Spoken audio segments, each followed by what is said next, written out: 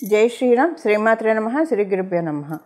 2025 సంవత్సరం అక్టోబర్ 24వ తారీఖు నుంచి 2025 సంవత్సరం నవంబర్ 2వ తారీఖు వరకు ఈ మధ్య కాలంలో ఏదైతే ఉందో అంటే 24వ తారీఖు నుంచి 2వ తారీఖు వరకు ఖగోళంలో ఒక విశిష్టాంశం చోటు చేసుకోబోతుంది.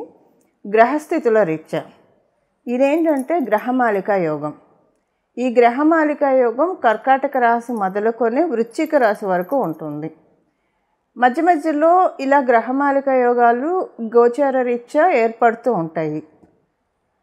ఎప్పుడు ఏర్పడే ఎప్పుడు వచ్చే గ్రహమాలికా యోగం ఒక ఎత్తు అయితే, ఇప్పుడు మనకి ఈ సంవత్సరంలో 2025 సంవత్సరంలో ఖగోళంలో ఏర్పడుతున్న ఈ గోచారంలో ఏర్పడుతున్న ఈ గ్రహమాలికా యోగము చాలా విశిష్టాంశాలతో కూడి ఉన్నది.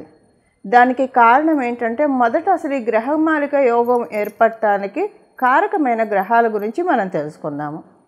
కర్కాటక రాశిలో గురు భగవానుడు, సింహరాశిలో కేతుదేవుని సంచారము, కన్యా రాశిలో శుక్రాచార్యుల వారి సంచారము, తులారాశిలో సూర్యనారాయణమూర్తి, అలాగే బుధ భగవానుడు, మంగళ సంచారము. బుధ భగవానుడు 25వ తారీఖు వృశ్చిక రాశిలోకి వెళ్ళిపోతాడు. అలాగే వృశ్చిక రాశిలో చంద్రదేవుని సంచారము. చంద్రుడు మళ్ళీ వృశ్చిక రాశిలోంచి వెళ్ళిపోయినా గ్రహమాలిక యోగం 2వ తారీఖు వరకు కూడా ఉంటుంది. 24 మొదలుకొని మనకి నవంబర్ 2వ తారీఖు 2025 సంవత్సరంలో ఈ విశిష్టాంశం చోటు చేసుకుంటుంది. ఈ విశిష్టాంశం ప్రారంభ రాశి మనం చూసుకుంటే కర్కాటక రాశి నుంచి ప్రారంభమవుతుంది. కర్కాటక రాశిలో గురు భగవానుడు అతిచారంలో సంచారం చేస్తూ ఈ గ్రహమాలిక యోగం ఏర్పడటము నిజంగా మనకు ఒక రిలాక్స్ పాయింట్ అని చెప్పాలి. యూనిక్గా అప్లికేబుల్ అయ్యే పాయింట్స్ మనం చూద్దాం. ఇప్పుడు మనం చూస్తున్నాము, ఇప్పుడున్న పరిస్థితుల రీత్యా, మార్కెట్ కండిషన్స్ రీత్యా చాలామందికి లే ఆఫ్స్ ఇలా అవుతూ ఇబ్బంది పడుతూ ఉన్నారు. కొంతమందికి అసలు వాళ్ళ ఉద్యోగాలు ఉంటాయో లేదో అన్న అన్సర్టనిటీతోటి బాధపడుతూ ఉన్నారు. ఇలా బాధపడే వాళ్ళకి అదే కాదు, మామూలుగా కూడా వృత్తిరీత్యా ఎదుగుదల లేదు, ఎదుగు బొదుగు లేని జీవితం అవుతుంది అన్న బాధపడే వాళ్ళందరికీ కూడా ఒక వరాల జల్లుని, అంటే ఒక చిన్న ఇంటర్వెల్, ఒక చిన్న బ్రేక్ ఇవ్వడానికి ఈ గ్రహమాలిక యోగము గోచారంలో భగవంతుడు కలగజేస్తూ ఉన్నాడు. ఇప్పుడు ఎవరెవరైతే ఈ కండిషన్స్లో ఇబ్బంది పడుతూ ఉన్నారో వాళ్ళందరికీ ముందు ఒక ఊపిరి తీసుకునే సమయం దొరుకుతుంది. అంటే అన్కండిషనల్ సిచ్యువేషన్స్ అన్నీ కూడా ముందు స్తబ్దుగా అయిపోతాయి, ఫ్రీజ్ అయిపోతాయి. అది ఫ్రీజ్ అయిపోయి ఇప్పటికైతే ఇబ్బంది లేకుండా కాపాడుతుంది. ఇప్పటికంటే నా ఉద్దేశం ఇక్కడి నుంచి ఒక 8 నెలల వరకు మనం తెలుసుకునే ఇప్పుడు మనం తెలుసుకునేది ఇది షార్టర్ పీరియడ్ ఆఫ్ టైం అయినా దీని ఇంపాక్ట్ ఒక 1 year వరకు ఉండొచ్చు కాక, లేదా 8 నెలల వరకు అయినా సరే కనీసం ఉంటుంది. సో ఈలోగా ఉద్యోగస్తులు మీరు అప్గ్రేడ్ చేసుకోవడానికి, ఏమన్నా కోర్సులు నేర్చుకోవడానికి ముందు అసలు మనకు ఒక టైం ఇవ్వాలి కదా. ఇప్పుడు ఎవరైనా ఒక ఆఫీస్కి ఇన్విజిలేషన్కో ఇన్స్పెక్షన్కో వస్తున్నారు అనుకోండి, ఉదాహరణకి ఎంత సిన్సియర్గా చేసుకునే వాళ్ళైనా సరే వర్క్ ఒకసారి అన్ని క్రాస్ చెక్ చేసుకోవడానికి టైం కావాలి కదా. ఇప్పుడు ఉదయం 10ంటికి చెప్పి 12ంటికల్లా వస్తున్నాం అంటే అవన్నీ క్రాస్ చెక్ చేసుకోవడానికి టైం ఉండకపోవచ్చు. అదే ఒక 10 రోజులు లేదా ఒక 4 రోజులు ముందు ఈ టైంలో ఫలాని డేట్లో ఫలాని టైంలో వస్తున్నారని తెలిస్తే నింపాదిగా అన్నీ కూడా క్రాస్ చెక్ చేసుకొని రికార్డ్స్ అన్నీ పర్ఫెక్ట్గా ఉన్నాయా లేదా అని చూసుకుంటారు కదా. ఇప్పుడు అలాంటి సమయము అందరికీ వస్తుంది. ఇది ప్రతి ఒక్కళ్ళకి అప్లికేబిలిటీ ఉంటుంది. మీరు వృత్తిరీత్యా నేను చెప్పాను, వృత్తిరీత్యా అనే కాదు, మామూలుగా కూడా నిత్య దైనందిన జీవితంలో ఏవైనా అరే ఏంటి సమస్యల వలయంలో కూరుకుపోతున్నాం, ఒక్కసారి ఎందుకు ఇలా అయిపోతుంది, జీవితంలో ఎన్నడూ ఇలాంటివి చూడలేదు, అంటే సమస్యల సుడిగుండం లాగా అయిపోతుంది ఇలా అనుకుంటున్న వాళ్ళకి కూడా ఇది డెఫినెట్గా ఒక రిలాక్సింగ్ పాయింట్. ఒక ముందు ఏంటంటే మీరు ఏ విషయాల వల్ల ఇబ్బంది పడుతున్నారో వాటి నుంచి ఫస్ట్ ఫ్రీ చేస్తారు, అంటే స్తబ్దు అయిపోతారు. ఉదాహరణకి మీకు అర్థమయ్యేది చెప్పాలంటే, ఎవరికన్నా బాగా అప్పులు ఉన్నాయి అనుకోండి, అప్పుల వాళ్ళ ప్రెషర్ ఎక్కువైపోతూ ఉంది. అరే భగవంతుడు తట్టుకోలేకపోతున్నా అంటే, ఇప్పుడు ఉండైతే ఎవరు దాచిపెట్టుకోరు, ఇచ్చేస్తారు, లేక ఇవ్వరు కదా. అప్పుడు అలా మీరు బాధపడుతూ ఉంటే కనుక ముందు వాళ్ళు అడగడం ఆపేస్తారు. మేబీ అంటే టైం ఇస్తారు, వాళ్ళు కూడా మీకు టైం ఇస్తారు. ఇన్ని మంత్స్కి గడువు ఇస్తున్నాం, ఈలోగా మాకు తీర్చేయండి. ముందు ఏంటంటే మీకు ఊపిరి పీల్చుకోవడానికి సమయం ఇస్తారు. అది ఆగిపోతుందని అయితే చెప్పను, కాస్త ఊపిరి పీల్చుకొని ఈలోగా మీకు సమకూర్చుకోవడానికి కాస్త టైం అయితే గడువు అయితే ఇస్తారు. ఇది అంటే సమస్యలు, ఏ రకమైన సమస్యలు మీకు అర్థం కావడానికి ఇది చెప్పాను. రకరకాల సమస్యల ఊబిలో అసలు ఈ భూలోకంలో పుట్టామంటేనే కర్మఫలం అనుభవించడానికే పుడతాం మనం. పాపకర్మ కావచ్చు, శుభ ఫలం కావచ్చు. అందువల్ల దేనివల్ల అయితే బాధపడుతూ ఉన్నారో వాటన్నిటి నుంచి గోచారంలో ఉన్నది ప్రతి ఒక్కరికి అప్లికేబిలిటీ ఉంటుంది.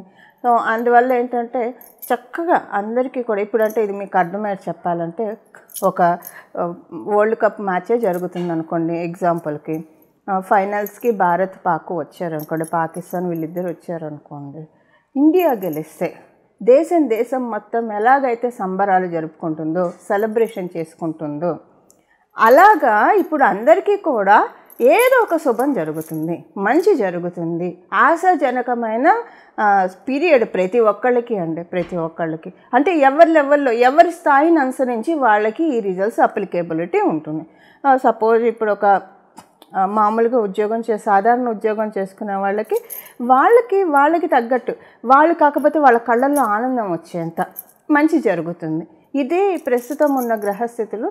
భగవంతుడు మానవులు ఇంత కష్టపడుతూ ఉన్నారు, వీళ్ళందరూ నా బిడ్డలు. అప్పుడప్పుడు భగవంతుడు మనకి ఇలా వరాన్ని అంటే గ్రహదేవతని మరీ అంత పీడించవాకుండా వాళ్ళు నా బిడ్డలు, వీళ్ళని కాస్త కరుణించండి, కాస్త వీళ్ళని కాపాడండి అని అప్పుడప్పుడు ఆర్డర్స్ పాస్ చేస్తూ ఉంటారు.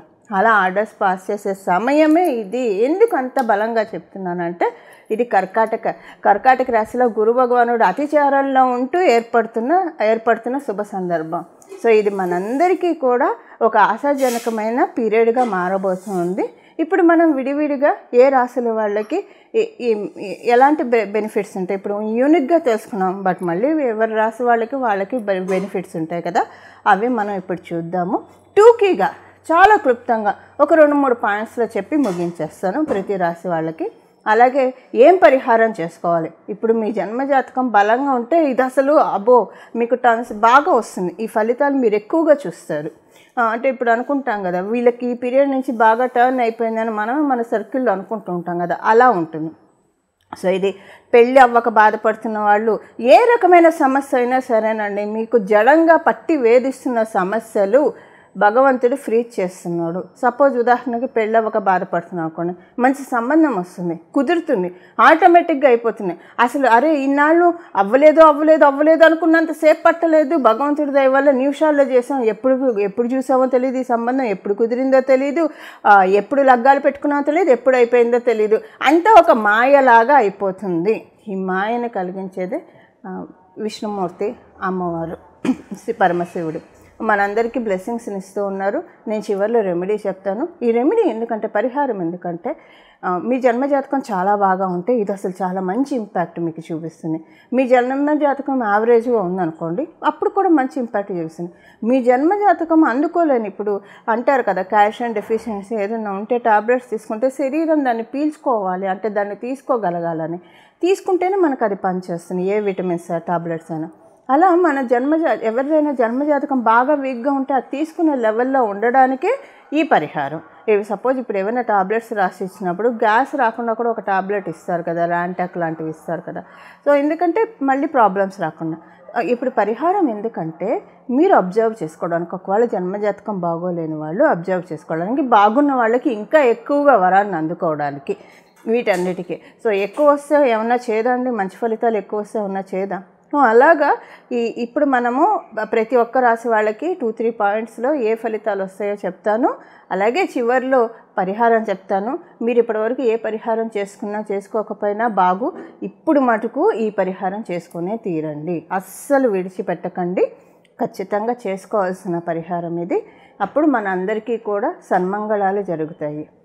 సరేనండి. ఇప్పుడు మనము ఒక్కొక్క రాశి వాళ్ళకి ఎలాంటి ఫలితాలు ఉంటాయో చూద్దాం. ధనుసు రాశి ధనుసు లగ్నంలో పుట్టిన వాళ్ళకి మీకు ఇది అష్టమ స్థానం నుంచి ప్రారంభమై తర్వాత 10వ స్థానంలో ఇది ముగిస్తుంది.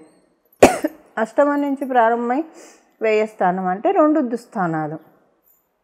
ఇదేం చేస్తుందంటే, కాకపోతే ఇది గ్రహమాలిక యోగం అవ్వడం వల్ల కాంప్లికేటెడ్ థింగ్స్ మీ లైఫ్లో ఏ ఉన్నాయో అవన్నీ అన్కాంప్లికేట్ అవుతున్నాయి. కాంప్లికేటెడ్ థింగ్స్ అన్నీ కూడా మీ జీవితంలో ఉన్న చిక్కుముడులన్నీ కూడా మీరు ప్రయత్నం చేయకుండా వాటంతటా అవే విడిపడే సమయం ఇది. అవన్నీ కూడా అన్కాంప్లికేట్ అయ్యే సమయం ఇది అని చెప్పాలి.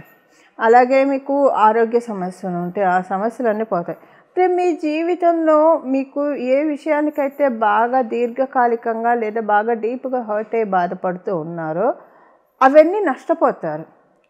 ఒక రకంగా మీకు అర్థమయ్యేది చెప్పాలంటే ఇప్పుడు ఈ గ్రహమాలిక యోగం మీ జీవితంలో ఉన్న కష్టాలని మీరు నష్టపోతారు. ఓకే, మీ కష్టాలని తినేస్తుంది డెస్టినీ వచ్చి. అలాగే మీ జీవితంలో ఉన్న బాధని దుఃఖాన్ని తినేస్తుంది డెస్టినీ. దాంతోపాటు మీకు ఏదైనా సరే ఫైనాన్షియల్గా ఇబ్బందులు ఉంటే ఆర్థిక ఇబ్బందులు, ఈ ఇబ్బందుల్ని తినేస్తూ ఉంది. సో ఇప్పుడు మనం అనుకుంటాం కదా, ఎవరి దగ్గరైనా మనము ఆనందంగా ఒక విషయం షేర్ చేసుకోవడానికి వెళ్ళినప్పుడు వాళ్ళు ఏమన్నా అసలు దానికి కంగ్రాచులేట్ చేయకపోయినా పర్వాలేదు, పుల్లవిరుపు మాటలు అనేస్తే డౌన్ అయిపోతారు. అంటే అక్కడ అర్థం ఏంటి, ఎవరైతే ఇలా చెప్పారో వాళ్ళ ఆనందాన్ని అవతల వ్యక్తి తినేసేసారు, ఉండనీ లేదు. వాళ్ళ ఆనందాన్ని వాళ్ళ కళ్ళల్లో చూడలేక తినేసేసారని అర్థం. ఇప్పుడు ఏంటంటే ఇది ఎందుకు చెప్తున్నానంటే ఎగ్జాంపుల్కి చెప్పాను. మీ జీవితంలో ఉన్న కష్టాన్ని, దుఃఖాన్ని, బాధల్ని, సమస్యల్ని డెస్టినీ తినేస్తూ ఉంది, మొత్తం తీసేస్తుంది, ఎరేజ్ చేసేస్తూ ఉంది. అవన్నీ కూడా మీ జీవితం నుంచి తొలగిపోతున్నాయి, ఖర్చు అయిపోతున్నాయి, అవన్నీ ఖర్చు అయిపోతున్నాయి. ఒక రకంగా చెప్పాలంటే పూర్వజన్మలో చేసుకున్న పాపకర్మలు వల్ల దేనికైతే మీరు పీడింపబడుతూ ఉన్నారో అవి చాలా అంటే మొత్తం పోతాయని నేను చెప్పను డెఫినెట్గా. ఎందుకంటే ఎంత కర్మఫలం, పుణ్యకర్మఫలం, ఎంత పాపకర్మఫలం ఉందనేది మన చేతుల్లో ఉన్నది, అది ఈశ్వరుడి చేతిలో ఉంటుంది. కాకపోతే ప్రజెంట్ మీరు గత 2 years నుంచి, 3 years నుంచి లేదా 4-5 years నుంచి ఏ సమస్యల వల్ల అయితే మీరు ఇబ్బందులు పడుతున్నారో అవన్నీ కూడా డెఫినెట్గా ఎరేజ్ అవుతాయి. ఇది 1 yearలో మీరు చూస్తారు. చూసి వాటన్నిటి నుంచి ప్రతికూలతలు అనుకూలతలుగా మారుతాయి. ఇది ధనుసు రాశి, ధనుసు లగ్నంలో పుట్టిన వాళ్ళ ఫలితాలు. పరిహారం ఇప్పుడు చూశారు కదా, మీ రాశి వాళ్ళకి ఏ ఫలితాన్ని ఇది ఇవ్వబోతూ ఉందో. ఇప్పుడు పరిహారం చూద్దాం.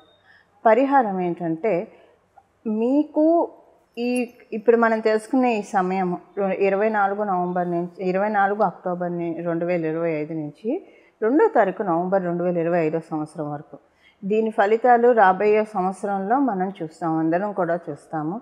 దానికి బీజం ఇక్కడి నుంచి పడుతుంది. మీరు ఈ సమయంలో మీ ఇష్టదైవాన్ని ప్రతిరోజు కనీసం ఒక అరగంటన్నా ధ్యానించాలి. అది మ్యాండేటరీ. మీరు ఏ సమయం అన్నా తీసుకోండి, ఒక నామజపం చేయండి. ఉదాహరణకి మీకు రామచంద్రమూర్తి అంటే ఇష్టం అనుకోండి, జై శ్రీరామ్ అని మనసులో ధ్యానించుకోండి. లేదా రామభద్రాయ నమః అనుకోండి, రామచంద్రాయ నమః అనుకోండి. మీకు గణపతి ఇష్టం అనుకోండి, గణేశాయ నమః, గణేశాయ నమః, గణేశాయ నమః అని జపించుకోండి. మీకు అమ్మవారు ఇష్టం అనుకోండి, శ్రీ లలితాంబాయ నమః, లలితాంబాయ నమః, లలితాంబాయ నమః అని స్మరించుకోండి. ఇలా మీకు ఏ దైవం అయితే ఇష్టమో ఆ దైవం యొక్క నామస్మరణ రోజుకు ఒక అరగంట ఖచ్చితంగా నామస్మరణ కట్టి మీరు ఏ స్థితిలో ఉన్నా చేసుకోవచ్చు. కాకపోతే స్నానం చేశాక శుచిగా చేసుకుంటే ఇంకా మంచిది.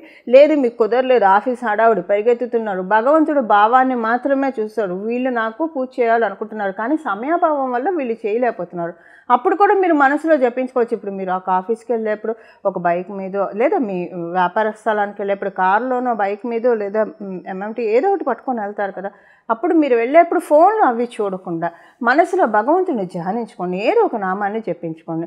అసలు ఏ నామం జపించుకోవాలో మాకు తెలియట్లేదు, మీరే మాకు సూచించండి అని మీరు కనుక నన్ను అడిగితే ఇది గురు భగవానుడి ద్వారా ఏర్పడుతుంది. కాబట్టి ఇప్పుడు నేను ఒక నామం చెప్తాను, ఇది ప్రతిరోజు ఒక అరగంట జపించుకోండి.